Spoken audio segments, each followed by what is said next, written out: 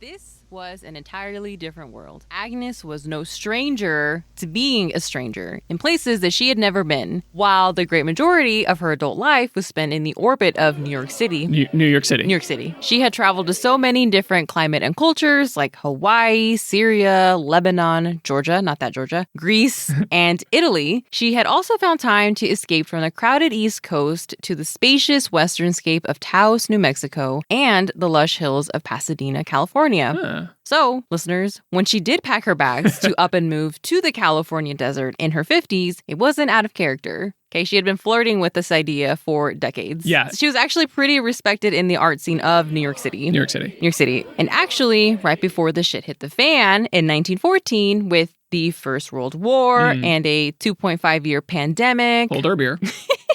She was actually a featured artist in the 1913 Armory Show, along with the infamous Marcel Duchamp. Mark Hale. Duchamp. That's right. I forgot. Pablo Picasso and Wassily Kandinsky, to name a few. Unlike those three, Agnes's work was not ruffling any feathers. Okay, right. She was showing these kind of whimsical, like princesses in landscape. The one we're looking at here it's a pale female figure hanging out in a jungle with a monkey. Yeah, with a monkey. And the landscape is actually pretty nice. The figure kind of reminded us of Margaret McDonald McIntosh's figures. Right. Nice, beautiful, wispy ladies. That may or may not have tuberculosis. Right. Nonetheless, Agnes was doing what was so hard to do, which was to sell your work to make a living. Yeah. But there was always something in her that just wasn't settled. Okay? And over the years, she changed as a person, as we do. Maybe New York City was too materialistic for her. It was too busy, maybe too dirty, or maybe she had caught the bug for that Western sunshine during her travels. Maybe her lungs could breathe for the first time. When she left New York. It's like, oh, this is what air tastes like. What? Or wait, it doesn't. This air doesn't taste. So that's good. Don't taste the air. Whatever it was, when she first landed, or I guess stepped off the streamliner, I can imagine she looked like quite the outsider. Yeah, I mean, she's pale. She doesn't have that tough lizardly skin yet. I mean, I can just imagine her walking the streets, just getting lost. Skin burning. Probably. I hope she's wearing a hat. She's kind of mesmerized by how wide the sky is. Well, the desert's a different world, especially at this time. There weren't high-powered air conditioners or misting towers.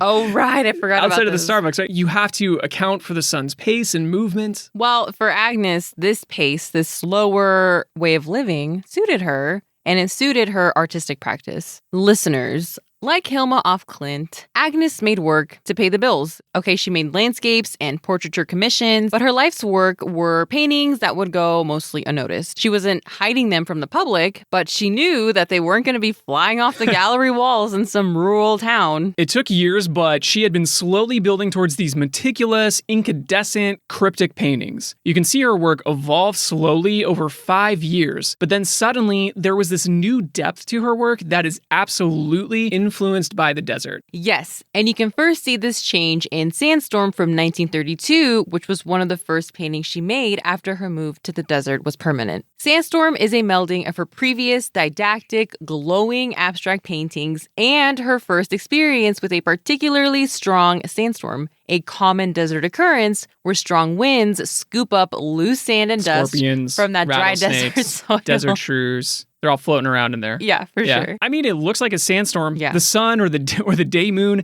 is almost blacked out. The bursts of light that she had been painting now look like they're dispersed through like a dirty windshield. So it's partially monochromatic, staying within those earthy greens and ochres, which makes you feel like you're enveloped in the environment as well. And she flips between flat and dense, realistic shapes, which adds to that eeriness. And it keeps you off kilter. Right. And your eyes kind of weave in and out. Mm-hmm. Like those clouds, they feel saturated with dust. But then this flat, curly loop breaks up the realism into a doodle. It's a soft, curly squiggle. It's a gel pen gesture. Yes, a gel pen gesture. I thought you'd like that. I'd love it. Yes. Like in the margins of your homework. Yes, or your work documents. Sorry. It reminds me of a stage curtain being lifted, and in the center is this radiant, glowing blue flower, which you called a day moon. Yep. I love that.